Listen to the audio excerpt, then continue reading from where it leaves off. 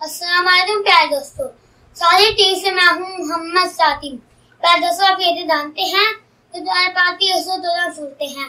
प्यारे दोस्तों, आप जानते हैं तो प्यारे पाक की सूरह नंबर 64 का क्या नाम है।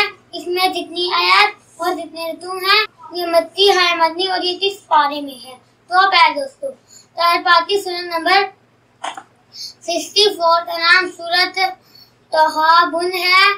इसमें 18 आयात और 2 ऋतु हैं।